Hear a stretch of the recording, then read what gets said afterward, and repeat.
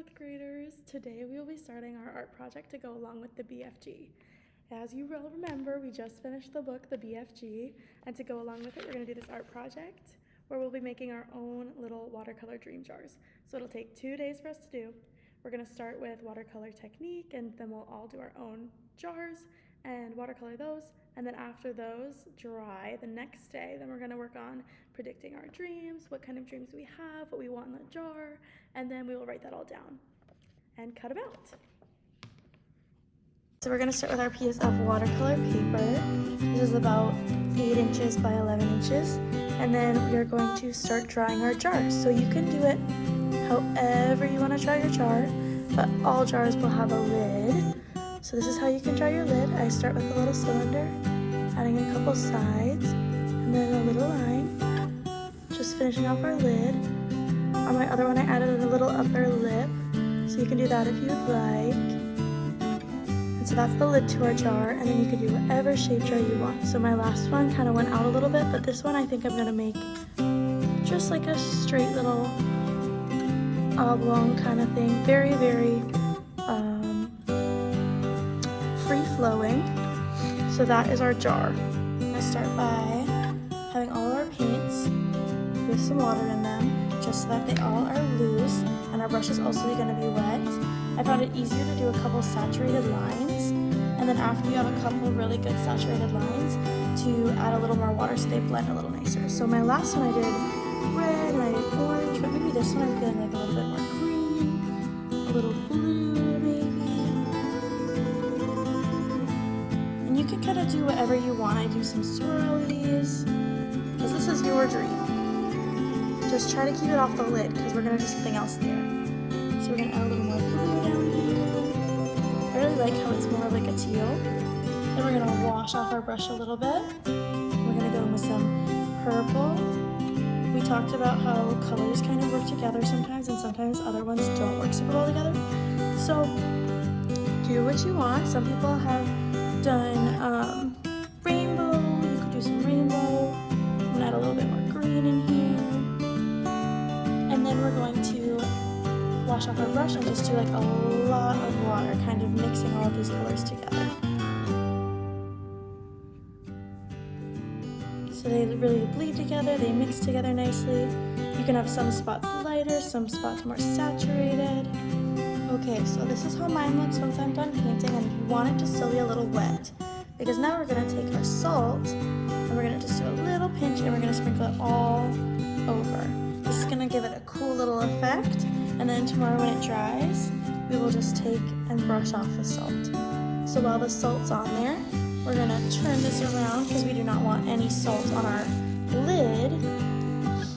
And then we're going to go in with, it depends what color lid you want, but typically they're brown, so I'm going to do a brown lid. And you'll see it be pretty light, so I also add a little bit of black once I get the base color on. So I'm going to color that in.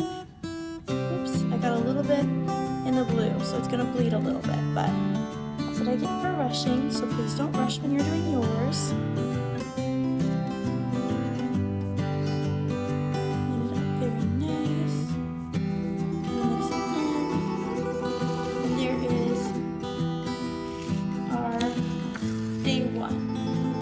Should look by the end of day 1. You're going to take your finished piece and both hands carefully put it onto the drying rack, and we'll come back tomorrow to finish them up. Welcome back, friends. So this is our day 2. As you can see, it is fully dry, and you can see the super cool salt patterns that were left behind. If you haven't already, after this video or before this video, I would like you to take this over to the garbage can and just gently dust off all the salt, just to make sure that it's a nice smooth surface for when we write our dreams on them. So now that we're here, we are going to move on to the second part, where we are going to take a Sharpie, and Sharpies don't go anywhere but the paper, okay? And we are just going to outline kind of where our pencil lines were.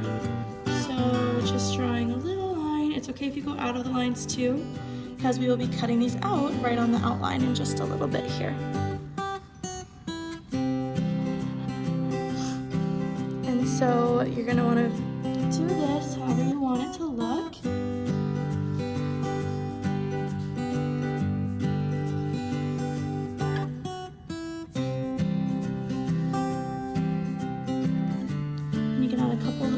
extra lines. That's what I do.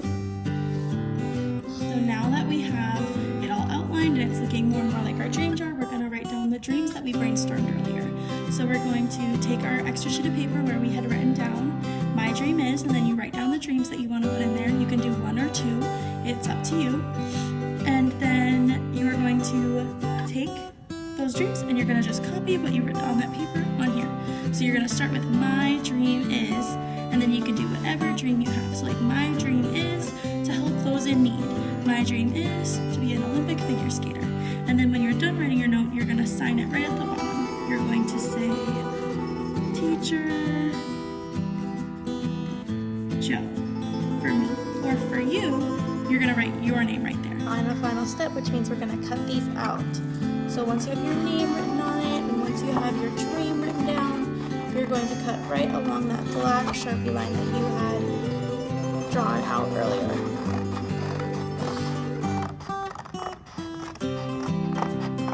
Obviously, you 4th graders are going to do a much better job than I am. I'm kind of rushing right now. But just nice and slow, making sure you cut all along the black and it's not a sloppy line.